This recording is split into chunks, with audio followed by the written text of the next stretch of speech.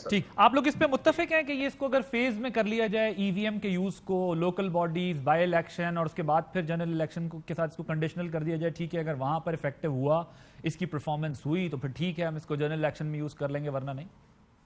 100% बिल्कुल ये बात आपकी सही है। और 2011 से देखें इलेक्शन कमीशन को ये कहा जा रहा है कि आप ईवीएम के पायलट प्रोजेक्ट्स करें। इलेक्शन कमीशन क्या सो रहा था, क्यों नहीं किए अभी तक? अब हर दफा ये कहना आगे कि नहीं जी अब तो इलेक्शन में टाइम बड़ा कम रह गया, आप हम नहीं कर सकते। आप तनख्वाहें दे रहे हैं, पूरी आपकी ब्यूरोक्रेसी खड़ी हुई है, अरबों रुपया कौम का आपके ऊपर खर्च हो रहा है, और तो एक बाएतमाद इलेक्शन कराना ही आपका फर्ज है। और दूसरा, कानून के मुताबिक इलेक्शन कराना आपका फर्ज है। कानून पार्लियामेंट ने बनाना है। तो अब तक इलेक्शन कमीशन अपनी जिम्मेदारियां अदा नहीं कर पा रहा, ये प्रॉब्लम। सर मुझे बताएं इसमें टोटल खर्चा कितना आएगा? इलेक्शन कमीशन कहता है 150 अरब रुपए आएंगे, आपकी क्या एस्टिमेशन है, क्या खर्चा आएगा इलेक्शन में अगर ये, और कितने लाख मशीनें इस्तेमाल होंगी? देखिए जी, पहली बात तो ये कि इलेक्शन कमीशन का तो मसला ही नहीं है ना कि कितने पैसे खर्च होंगे। ठीक ठीक बात। ये तो पार्लियामेंट ने का, ये हुकूमत का प्रॉब्लम है। Why election commission would be bothered about that?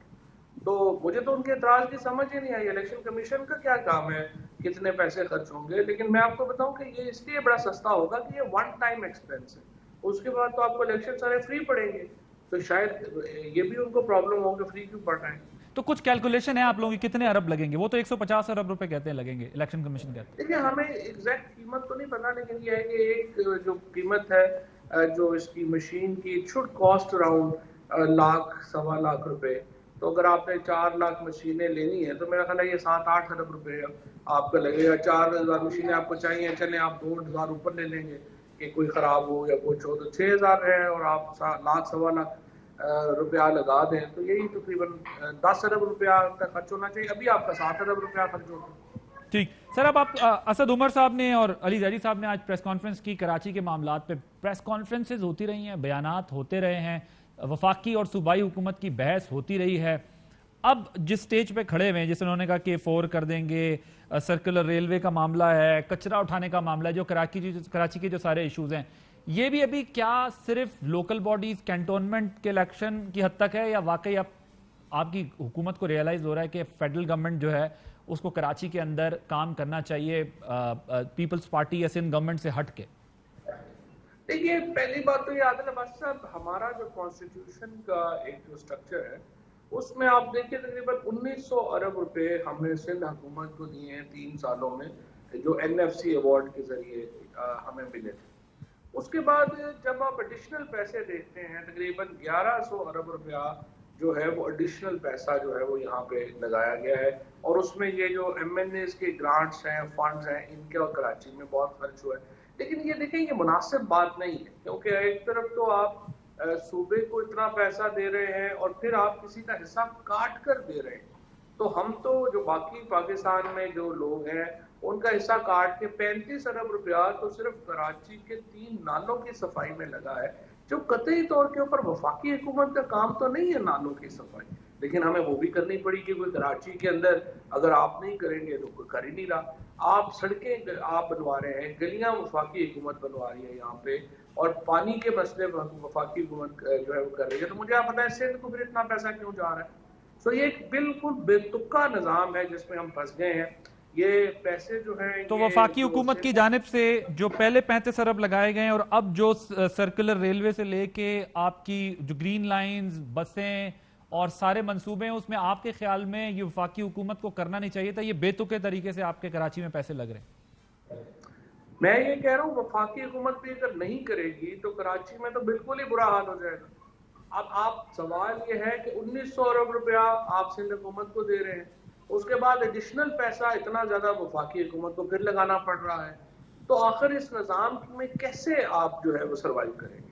तो जब तक जो सूबाई हुकूमत है वो अपनी जिम्मेदारी महसूस नहीं करे, वो एक इफेक्टिवली एक लोकल गवर्नमेंट का सिस्टम नहीं लेके आएगी, उसको फंडिंग नहीं करेगी, तो मसाइल तो अल्टीमेटली उन्होंने हल करने हैं। लेकिन अभी हो ये रहा है कि हम उनको भी पैसे दे रहे हैं और एडिशनल पैसे फिर हमें कराची में और उन जगहों पे भी लगाने पड़ रहे हैं क्योंकि वो पैसे नहीं खर्च कर रहे। ठीक, फवाद चौधरी साहब, आज एक मुलाकात हुई है DG ISI जो हैं उनकी अपने काउंटर पार्ट से और इंटेलिजेंस के जो रीजनल हेड्स हैं उनसे मुलाकात जो हुई है, इसमें ज़ाहिर एक बड़ी डेवलपमेंट है ये, क्योंकि माजी में जब अमेरिका आया, पहले भी आया, जो कुछ अफगानिस्तान के अंदर होता रहा, फिर छोड़ के अफगानिस्तान को चले जाते हैं। इस दफ़ा रीजनल फोर्सेस जो हैं वो बड़ी मुतहर्रिक हैं, और पाकिस्तान जो अभी होस्ट बन के ये मुलाकात कर रहा है, सारी चीज़ें कर रहा है, किस हद तक हमें इसमें जो है मदद मिली है कि हम रीजनल फोर्सेस को जो है वो अफगानिस्तान के मामले पर इकट्ठा करके चला सकें? देखिए, इस मुलाकात के हवाले से तो खैर मैं अभी कोई कमेंट नहीं कर सकता, क्योंकि अभी तक ऑफिशियली इसके ऊपर कोई बात जो है वो मुझे नहीं जो है वो कन्वे की गई है। लेकिन यहाँ पे ये ज़रूर मैं आपको बता दूं कि पाकिस्तान का जो तमाम एडवाइस थी वो दुरुस्त साबित हुई है। हम जो पॉलिटिकल सोल्यूशन की बात कर रहे थे, वो एक बिल्कुल जामे जो बात कर रहे थे हम, वो सही साबित हुई है।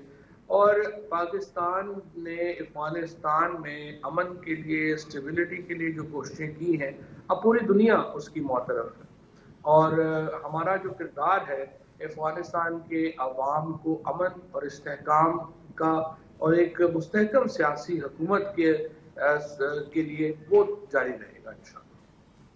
ठीक, मैं अब जरा दोबारा इलेक्शन वाले मामले के ऊपर ही आऊंगा। अब आप लोग कहते हैं कि हम जॉइंट सेशन में इसको पास करवा लेंगे, ये पास हो जाएगा, हमारे पास अददी अक्सरियत है जो कि है, लेकिन जाहिर वो चैलेंज करना जिसने करना होगा उसको वो करेगा चैलेंज। लेकिन जब आप पास करा लेंगे, अगर इलेक्शन कमीशन सही है वो उसको करवाने इलेक्शन कमीशन और अपोजिशन दोनों ही एतराजात के साथ इसको अगर आगे बढ़ाएंगे तो इलेक्शन की शफाफियत क्या रह जाएगी?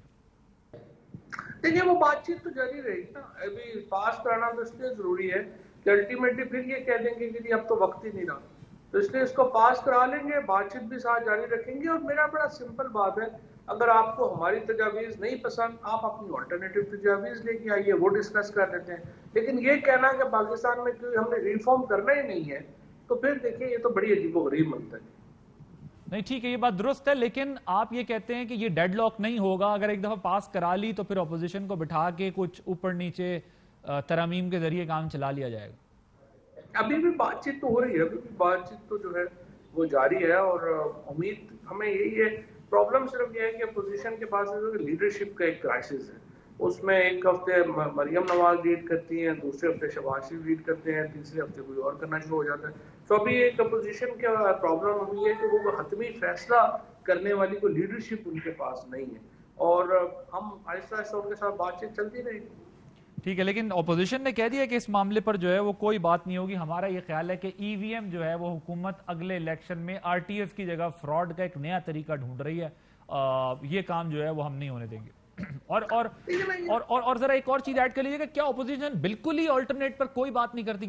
क्योंकि मैंने भी गुज़िश्ता रोज प्रोग्राम करते हुए भी पूछा, हम वैसे भी ऑपोजिशन के लोगों से पूछते हैं तो वो फिर कहते हैं पुराने तरीके से इलेक्शन करा लिया जाए। लेकिन जाहिर है पुराने पे भी एक पे आरटीएस कहा, एक को आरओ का इलेक्शन कहा, एक को का ऑपोजिशन बिल्कुल भी कोई आपको ऑल्टरनेट देने को तैयार नहीं है इंतखाबी मामले कमेटीज में। तो देखिए, बात ये आगे के चले हमें ना दे, मीडिया के सामने भी रखते हैं, वो कहेंगे ये हमारा तरीकाकार ये है जिसके मुताबिक मुनसिफाना इंतखाबात हो सकते हैं। लेकिन कोई डिस्कशन तो करनी है ना कि मुल्क को आगे बढ़ाना है या नहीं बढ़ाना। हर दफा हम इसी पे स्टक रहे कि इलेक्शन सही हुआ या नहीं हुआ।